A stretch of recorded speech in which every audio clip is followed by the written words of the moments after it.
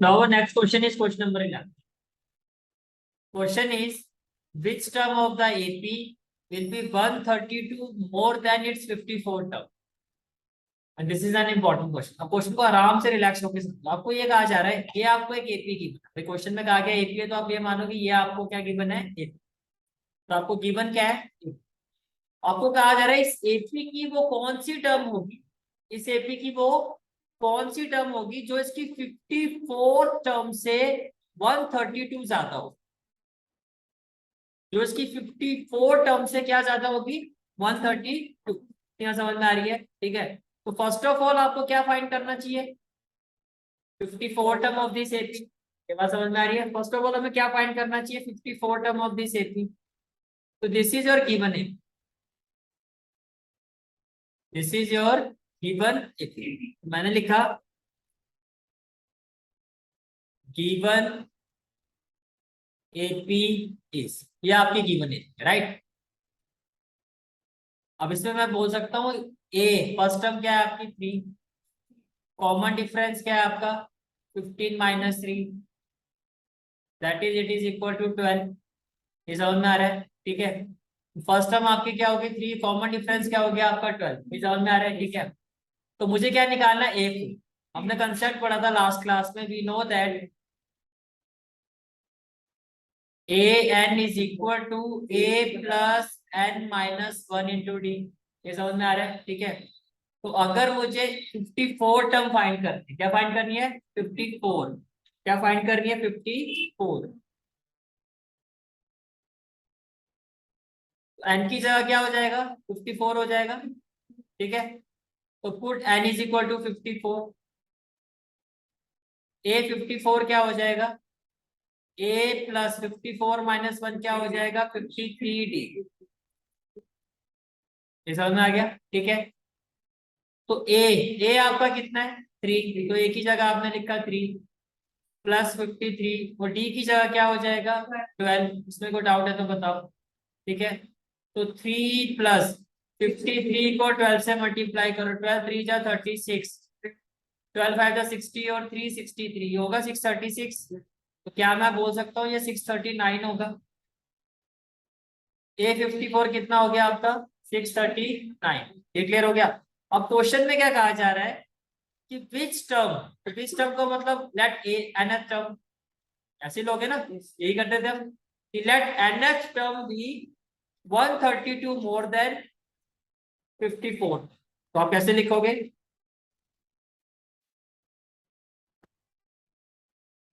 Late nth term of given AP be कितना ज्यादा होना चाहिए 132 more than its 54 term, its 54 term. ये चीज समझ में आ रही है, ये चीज क्लियर होगी, ठीक है। इस पे कोई डाउट तो नहीं है। तो एन टर्म का मतलब क्या, ए एन, और आपने कहा जो आपका ए एन होगा वो किसके इक्वल होगा 54 टर्म से 132 ज्यादा। तो a n is equal to a 54 plus 132। ये क्लियर हुआ, a n is equal to a 54 plus 132। Is it clear, a n, ठीक है। ए 54 क्या होगा, आपने अभी फाइंड किया है, कितना है 639। तो ये हो गया 639 प्लस क्या हो जाएगा 132।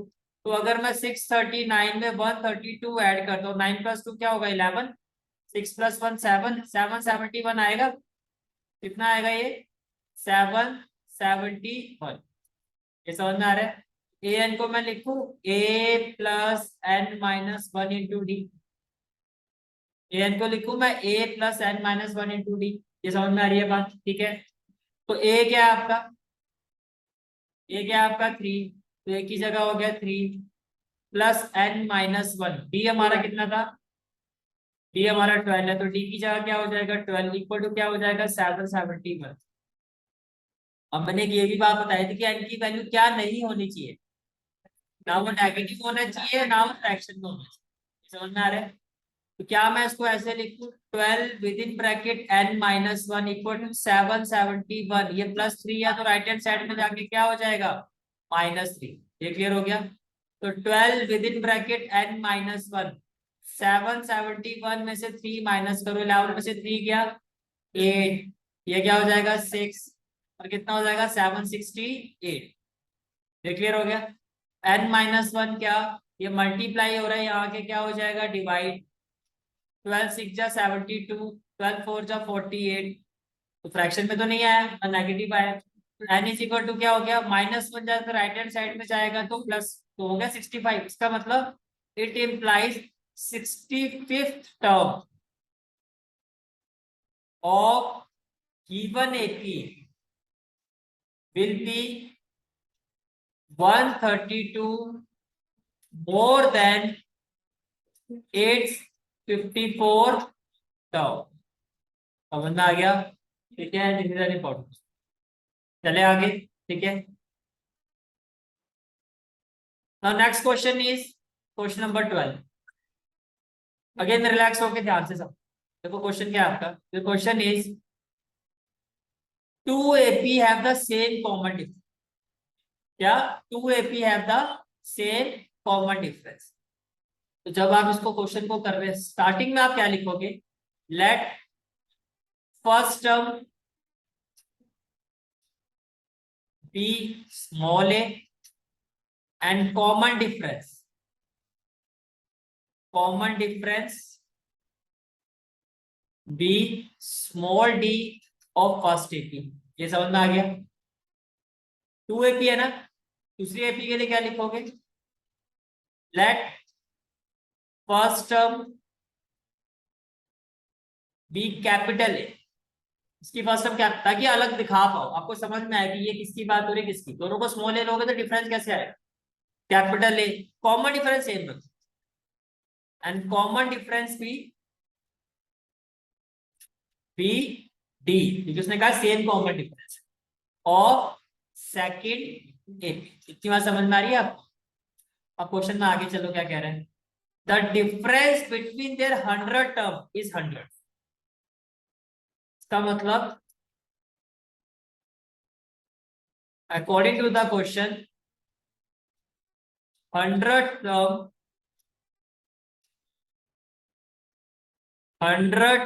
टर्म of first AP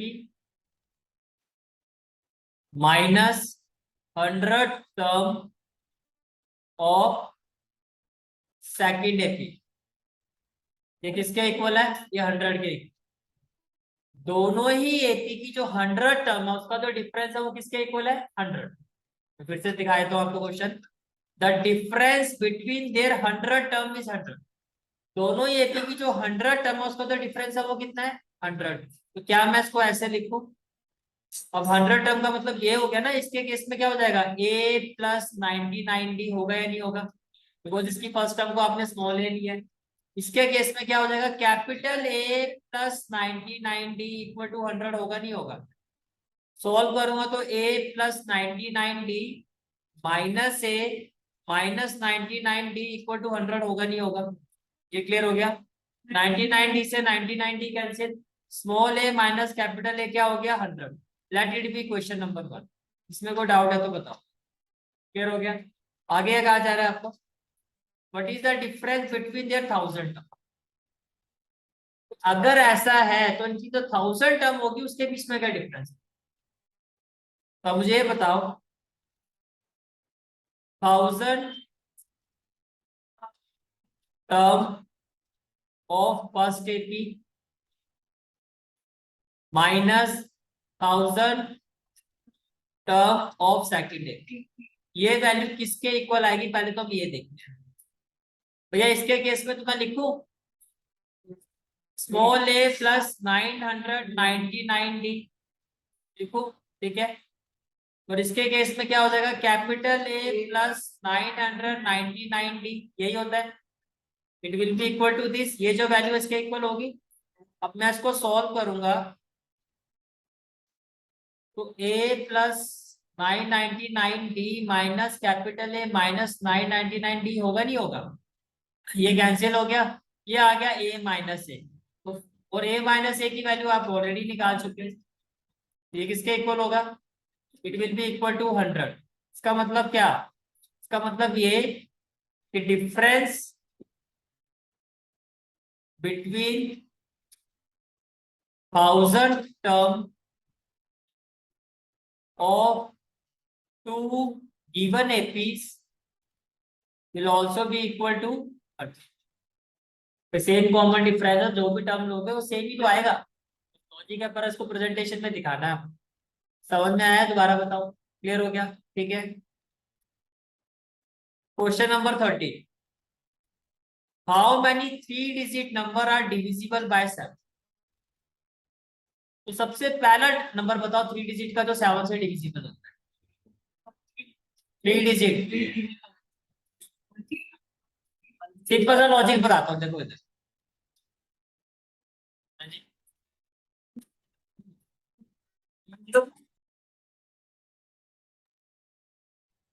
देखो, आप ये देखो कि सबसे छोटा 3 डिजिट का नंबर क्या होता है, 100।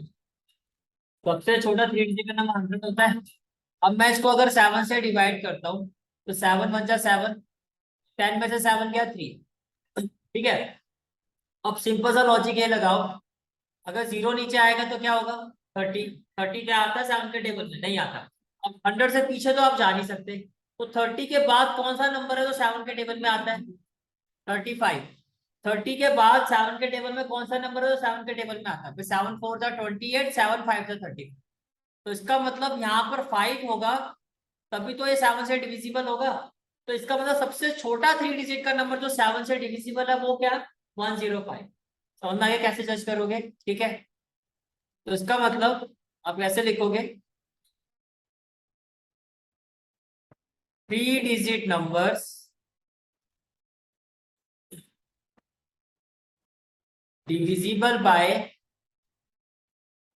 3 digit number divisible by 7 are. 3 digit number divisible by 7 are. सबसे पहले क्या होगा, 105। अब इसमें 7 जोड़ दो तो सिंपल है, क्या हो जाएगा, 112। फिर इसमें 7 जोड़ दो क्या हो जाएगा, 119। ये समझ में आ गया। इसमें तो ये तो हो गया, चलो अब हमें फाइंड करना है कि लास्ट डिजिट।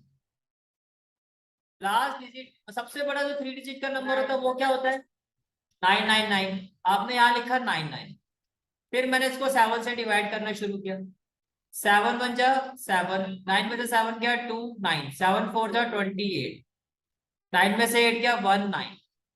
अभी 9 आ रहा है ना। अब क्या 19 7 के टेबल में आता है, नहीं आता। अब क्या 999 से आगे जा सकते हो, नहीं, अब पीछे जाना है। तो 19 से छोटा नंबर जो 7 के टेबल में आता है क्या, 14। 19 से छोटा नंबर जो 7 के टेबल में आता है, 7 का टेबल 7 2 = 14, 14 है ना। तो इसका मतलब इस 9 की जगह क्या होना चाहिए, 4। तो क्या रहे से दैट जो सबसे 3 डिजिट का सबसे बड़ा नंबर होगा वो होगा 994। लॉजिक समझ में कैसे निकाला था, रटना नहीं है, पेपर में कुछ भी आ सकता है ना, कैसे निकालता समझ में आ गया। बड़े से जाओगे पीछे की तरफ, छोटे से जाओगे आगे, ठीक है। तो ये हो गया आपका, तो लास्ट डिजिट क्या होगी आपकी, 994। ये क्लियर हो गया, ठीक है। अब हाउ मैनी यानी कि एन की वैल्यू निकाल। अब देखो, कहने से दैट ये आपकी फर्स्ट टर्म है इस गिवन एपी की, और डी तो आपको पता 7 ही होगा क्योंकि डिविजिबल बाय 7 है। और ये आपकी लास्ट टर्म है जिसको हम क्या कहते हैं, ए है। तो आप लिखोगे here an is equal to 994। तो an का फॉर्मूला क्या, a plus n-1 into d equal to 994। A आपका कितना है, ए कितना है आपका 105। तो मैं लिखू 105, मैं लिखू 105 प्लस n-1। डी कितना है आपका 7 इक्वल टू क्या 994। ये क्लियर हो गया, इसमें कोई डाउट है तो बताओ भाई। तो ये क्या हो जाएगा, 7 with in bracket n-1 equal to 994 minus 105। हो गया या नहीं होगा, होगा।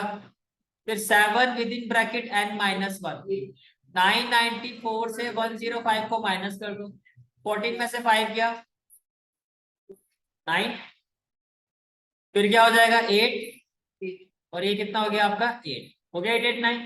तो ये हो गया 8 8 9।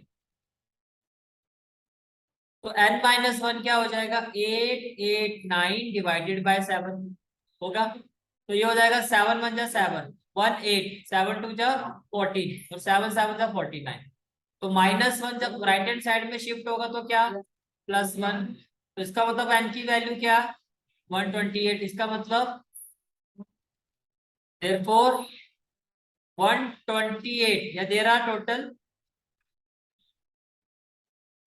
there are 128 three digit numbers divisible by 7। कोई डाउट है तो बताओ। हो गया क्लियर ठीक है। How many multiples of 4 lie between 10 and 250 same ऐसे ही क्वेश्चन है। अब ये एक बार आप ट्राई करते थे।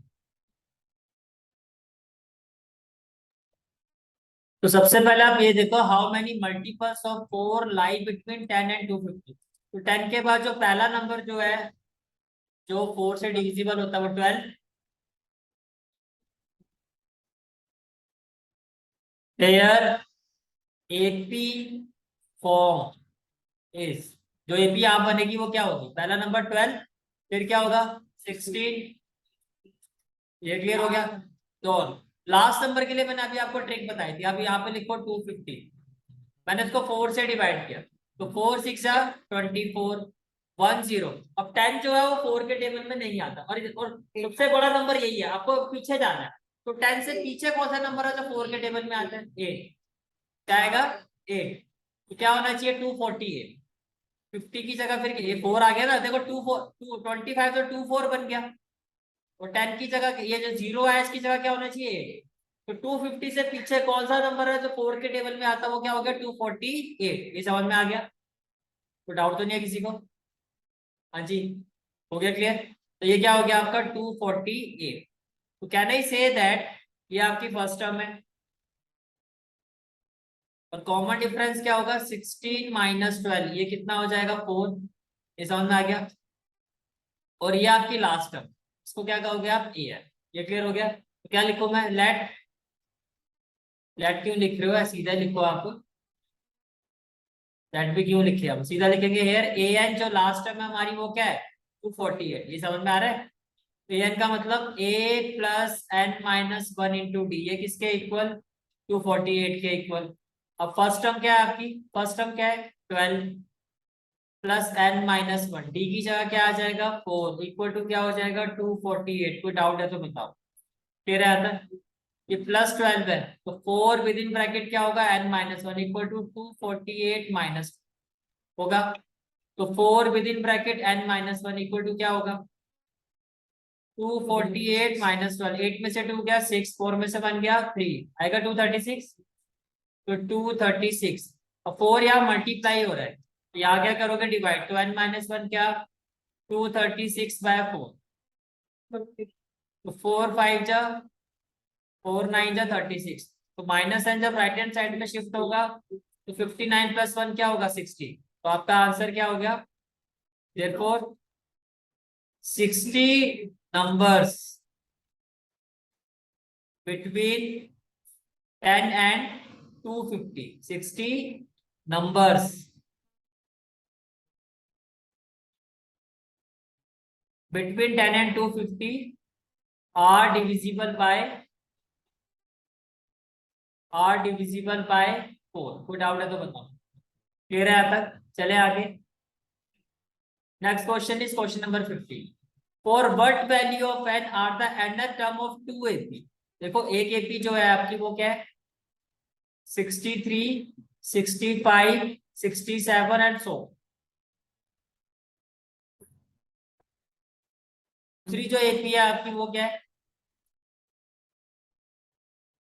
3 10 17 एंड सो। आप इस एपी की nth टर्म निकालो। क्या होता है formula a plus n minus 1 into d. तो a आपका क्या होगा 63 plus n minus 1 d 65 minus 63 लिखो 2। समझ में आ रहा है। ये हो गया 63 प्लस 2 इंटू एन क्या हो जाएगा 2n माइनस 2। तो इसको मैं लिखू 2n प्लस 61। ये इस एपी की अनदर टर्म आ गई। अब राइट हैंड साइड पर आ जाओ। यहाँ पे एन क्या होगा a plus n minus 1 into d. Again a क्या है आपका इस एपी का ए क्या है 3 प्लस n माइनस 1। 10 माइनस 3 क्या होगा 7 होगा। तो 3 plus 7 into N 7n minus 7। तो ए एन इक्वल टू क्या 7n माइनस 7 प्लस 3 माइनस 4। ये क्लियर हो गया। आपको कहा जा रहा है एन की वैल्यू क्या होगी ये जो ए एन की जो वैल्यू आ रही है वो हमारी इक्वल हो। Means according to the question या तो आप देखो इनके सिंबल ना अलग अलग कर लेते हैं इससे आपको कंफ्यूजन ना। इसको मैं कैपिटल ए एन ले, इसके अंदर टर्म को क्या ले लिया कैपिटल ए एन, इसको क्या ले लिया स्मॉल ए। तो अकॉर्डिंग टू द क्वेश्चन क्या कहा जा रहा है कि स्मॉल ए एन जो है कैपिटल ए एन के इक्वल होना चाहिए। तो इसका मतलब स्मॉल ए एन की जगह क्या हो जाएगा 2n प्लस 61 और कैपिटल ए एन की जगह क्या हो जाएगा 7n माइनस 4। इसमें कोई डाउट है तो बताओ। 7n माइनस 2n क्या हो जाएगा 5n होगा। ये माइनस 4 यहाँ शिफ्ट होगा 61 प्लस 4 क्या हो जाएगा 65। तो n की वैल्यू क्या 65 बाय 5। तो 5 1 जा 5 5 3 जा 50। तो इसका मतलब क्या n की वैल्यू क्या होनी चाहिए therefore n should be equal to n should be equal to 13 so that both given APs nth term are equal। कोई डाउट है तो आया लॉजिक समझ में कैसे किया इस क्वेश्चन को। ठीक है next question is question number 60। क्या कहा जा रहा है determine the AP whose third term is 16। आपको एपी डिटरमाइन करना है जिसकी थर्ड टर्म क्या है 16 है। तो मैंने कहा A3 को ले लो 16। ये समझ में आ रहा है A3 क्या है आपका 16। तो मैं इसको लिखूं a plus 2d equal to 16। इसका मतलब तो यही वही होगी फर्स्ट इक्वेशन। फिर क्या कहा जा रहा है आपको फिर आपको ये कहा जा रहा है seventh term exceed the fifth term. Previous class में भी क्या था यानी कि सेवंथ और फिफ्थ टर्म का जो डिफरेंस है वो कितना है 12। एक्सीड का मतलब बताया था ना कि मेरी जेब में आपसे 10 रुपए जाते हैं तो मेरी पास जो पैसे हैं वो आपसे कितने एक्सीड कर रहे हैं 10 रुपए। ऐसे सेवन टर्म जो है वो बड़ी है फिफ्थ टर्म से कितनी बड़ी है 12। इसका मतलब A7 minus A5 is equal to 12। ये समझ में आ रहा है A7 का मतलब A प्लस 16 A5 का मतलब A प्लस 4D और ये इक्वल टू क्या होगा 12। कोई डाउट है तो बताओ। इसको मैं लिखूंगा कैसे A plus 60 minus A plus minus minus 4D 12। ए से कैंसिल हो जाएगा 60 माइनस 40 कितना हो जाएगा 2D इक्वल टू 12। तो D की वैल्यू कितनी आ जाएगी आपकी 6। ठीक है अब क्या करोगे पुट D इक्वल टू 6 इन equation 1। What we will have A plus 2 D की जगह 6 इक्वल टू क्या 16। A इक्वल टू 4 होगा 16 माइनस 12 इक्वल टू 4। अब क्वेश्चन में देखो फाइंड क्या करना है एपी फाइंड करना है। क्या फाइंड करना है एपी। तो आप क्या लिखोगे now required AP is first term को ए कहते हैं सेकंड को ए प्लस डी थर्ड को a plus 2D and so on. A आपका कितना आ गया 4 डी कितना आया था 6 तो 4 प्लस 6 कितना 10 6 इसका डिफरेंस है। वैसे देखो थर्ड टर्म वैसे भी आपको गिवन है थर्ड टर्म आपको गिवन है कितना है 16।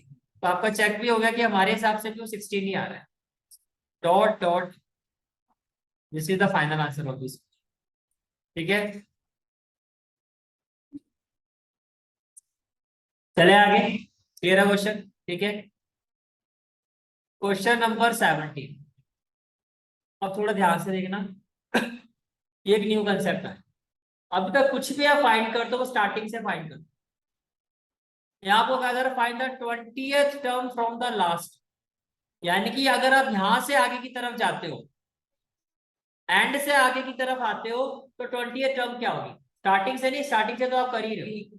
देखो, स्टार्टिंग से जब आप करते हो, जैसे स्टार्टिंग से, तो फ्रॉम स्टार्ट तो ए एन क्या कहते हो आप? A plus n minus one into d. और जब कहा जाता है फ्रॉम लास्ट, ये तो हो गया फ्रॉम स्टार्टिंग टर्म। और अगर कहा था फ्रॉम लास्ट टर्म, तो ए एन को हम ऐसे लिखते हैं, ए की जगह तो लिखते हैं हम एल, क्योंकि यहाँ पर जो ए है वो फर्स्ट टर्म, और यहाँ पर जो ए होगा वो लास्ट टर्म होगा, तो ये एल है। एल का मतलब क्या हो गया? Last term of given AP. यहाँ प्लस होता है क्योंकि स्टार्टिंग से आगे की तरफ जा रहे हो, यहाँ पीछे की तरफ आ रहे हो, तो प्लस की जगह क्या हो जाता है? माइनस। इतनी बात समझ में आ रही है क्यों ऐसा हो? ये रिलेट कर पा रहे हो? तो आपको कहा था 20th term from the last term of given AP, तो आपका जो गिवन एपी है वो क्या है? 3, 8, 13 और 253। This is your given AP. तो आप कैसे लिखोगे? गिवन एपी इज, ये गिवन एपी है, ठीक है। Now 20th term from last term, मैं लिखू एल माइनस एन की जगह क्या हो जाएगा? 20। टर्म, नंबर ऑफ टर्म्स यही होते हैं ना, एन होता है, तो एन की जगह क्या लिखूंगा? 20 - 1, और डी की जगह last term. D common difference क्या होगा? 13 - 8, तो यही होगा। 13 - 8 कितना हो जाएगा? 5। एल भी नहीं लिखा, पहले मैं फॉर्मूला लिख, l minus n minus one into d. तो एल क्या हो गया? Last term, 253 minus n minus one. D क्या हो गया? 13 - 8, 5। तो कितना हो जाएगा? और एन की वैल्यू क्या होगी आपकी? 20। 20 टर्म निकालनी है ना, तो ये हो जाएगा 20 माइनस, तो ये हो गया 253 माइनस 19 × 5 होगा, 19×5 = 95।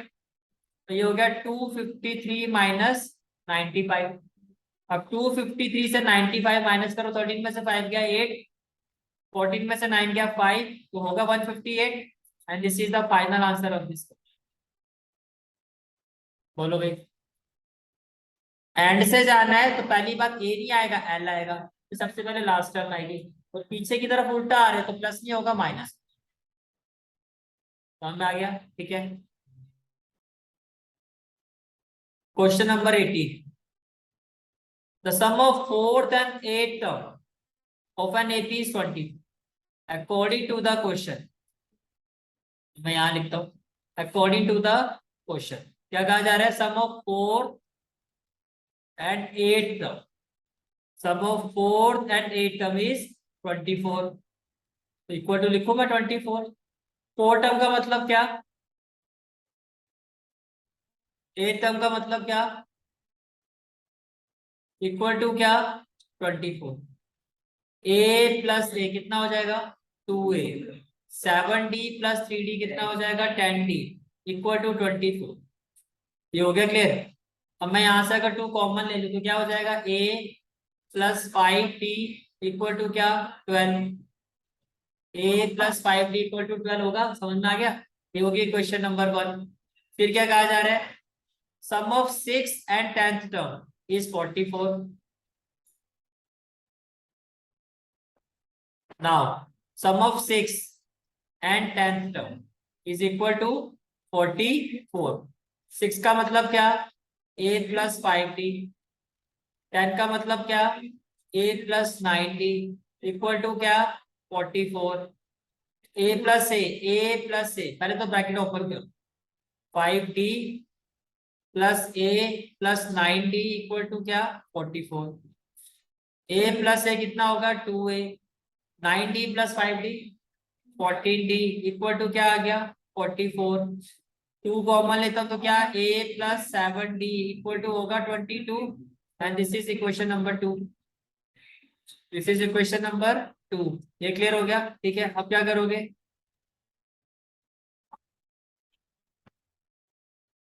Solving 1 and 2। अब फर्स्ट इक्वेशन क्या है, a plus 5d equal to 12। तो a plus 5d equal to 12, this is your first equation। then a plus 7d equal to क्या, 22, this is your second equation। इसमें कोई doubt है तो बताओ। ये हो गया माइनस, ये माइनस, और ये भी क्या हो गया माइनस, ए से कैंसिल कर दो। -7 + 5 क्या हो जाएगा, -2d।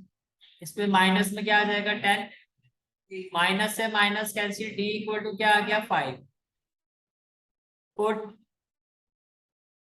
d equal to 5 in equation 1। तो क्या हो जाएगा a + 5, d की जगह क्या 5 इक्वल टू क्या हो जाएगा 12 होगा। तो a की वैल्यू क्या हो जाएगी 12 - 25, तो -13 आएगा। ये हो गया आपका -13। क्या पूछा गया आपसे, find the first three terms of an AP. Required AP is, कैसे लिखोगे, a plus d, a + 2d dot dot, a हमारा कितना है -13। प्रेजेंटेशन तो प्रॉपर लिखोगे, नॉर्मली तो आपको पता ही है कि आपका डी कितना है 5, तो -13 + 5, आइडियली आप पूरा प्रॉपर लिख के देखिए। -13 + 2, फिर डी की जगह क्या 5 डॉट डॉट डॉट, तो -13 + 5 -8, -13 + 10 -3 dot dot dot, and this is the required. समझ में आया, कोई डाउट तो नहीं है। चले आगे, ठीक है।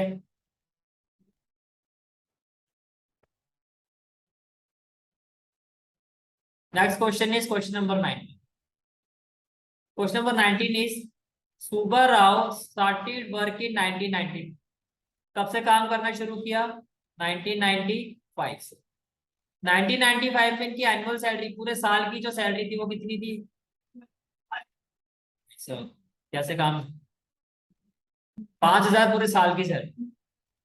अच्छा और देखो आगे तो और आता है, and received an increment, increment पूरे साल का लगता है। तो हर साल कितनी सैलरी बढ़ रही है, 200 पूरे साल। तो मैं बोलूँ 1996 में जो इनकी सैलरी होगी वो हो जाएगी 5200। 1997 में कितनी हो जाएगी, 200 रुपये और बढ़ा दो, 5400। समझ में आ रहा है। करते करते करते फिर आपसे यही पूछा वो किस साल में जो सैलरी है वो 7000, तो मान लो लास्ट टर्म होगी 7000। ये समझ में आ रहा है, ठीक है। अब आप ये देखो, इसका मतलब क्या हुआ, हेयर एपी फॉर्म इज, पहली क्या होगी टर्म 5000, फिर 5200, फिर 5400, और फिर आ गया 7। ठीक है, तो ये क्या हो गया आपका ए। तो डी कितना हो गया, दिया ही हुआ क्वेश्चन में, हर साल 200 रुपये बढ़ेगी। और ये क्या हो गया आपका ए है, होगा या नहीं होगा, ठीक है। तो अगर मैं आपको ये कहूं a n is equal to 7000, तो ए एन का फॉर्मूला क्या होता है, a plus n -1 into d equal to होगा 7000। तो ए की जगह क्या 5000, एन आपको फाइंड करना है, और डी कितना है आपका 200 इक्वल टू क्या 7000, होगा या नहीं होगा। तो 200 विद इन ब्रैकेट n-1, 7000 -5000 2000, तो n-1 क्या 2000/200, ये कट जाएगा, ये हो जाएगा 10। 10 + 1 होगा 11। इसका मतलब 11th ईयर में जाके वो कितना हो जाएगा 7। तो 11th ईयर का मतलब देखो स्टार्टिंग कहाँ से होती 95 से, 1 2 3 4 5, फिर होगा 2006, 2001 2 3 4 5, आ रहा है 2005 11th ईयर। देख लो फर्स्ट ईयर, सेकंड, थर्ड, 4 5 6 7 8 9 10 और 11, यानी कि 2005 में जाके उनकी सैलरी एनुअल कितनी हो जाएगी 7000। It implies in year 2005 salary will be ₹7,000। समझ में है, हाँ जी, उसने पूछा किस साल में होगी, आपने उसने पूछा कि आफ्टर हाउ मेनी ईयर, किस साल में उनकी सैलरी होगी, तो आपको बताना पड़ेगा ना किस साल में। समझ में आ गया? चले आगे। आगे तो और खतरनाक महानुभाव रामकली। ठीक है जी। रामकली जी क्या कर रही है, पहले हफ्ते में 5 रुपए बचा। ठीक है, हंसो मत, तुम लोगों से ये भी नहीं बचते। 5 रुपए तो बचा रही है अगली। ठीक है, तो फर्स्ट वीक में कितने पैसे बचाए भैया, रामकली जी ने शुरुआत कर दी अपना बैंक बैलेंस बढ़ाने की, 5 रुपए बचाए तेरा सिर्फ। ठीक है, और हर हफ्ते, पहले हफ्ते में 5 रुपए बचाए, फिर हर हफ्ते जो है 1 रुपए 75 पैसे की सेविंग बढ़ती जा रही है, 1 रुपी 75 पैसे।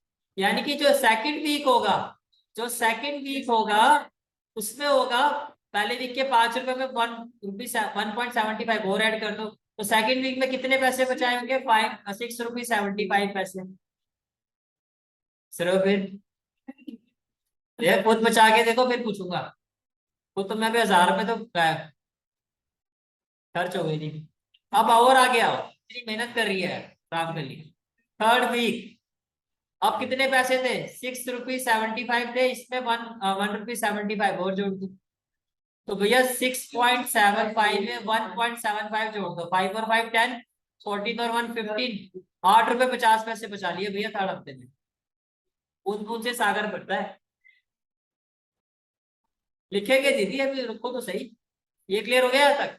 अब आपको ये कहा जा रहा है कि ऐसे करते करते किस वीक में, एनएथ वीक मान लेते हैं, किस हफ्ते में जाके रामकली 20 रुपए 75 पैसे बचेगी। 20 रुपीज फिर हंस रहे हो, 5 रुपए में भी हंस रहे थे, 20 रुपए में भी हंस रहे हो। 20 रुपी 75 पैसे, समझ में आ रहा है? सीरियसली लो इस चीज को, तो कुछ सीखो रामकली से। तो क्या नहीं say that therefore AP form is, पहले हफ्ते कितने बचा है भैया, 5, फिर 5 रुपए, फिर 8.5, तो 6 हो, रामकली का नुकसान कर रहा हूँ, इतनी मेहनत से बचा रही है बेचारी। और लास्ट में जाके रामकली जी ने बचाए 20 रुपी 75 पैसे। ये चेक कर लेते हैं, यही है ना? अब आपको कहा था किस हफ्ते में, यानी कि एन की वैल्यू था, तो ये तो हो गया भैया मेरा ए है, ये हो गया ए, और डी जितना वो हर हफ्ते बढ़ा रही है 1 रुपी 75 पैसे, ये क्लियर है? तो आप लिखोगे here a n is equal to 20.75, है या नहीं है?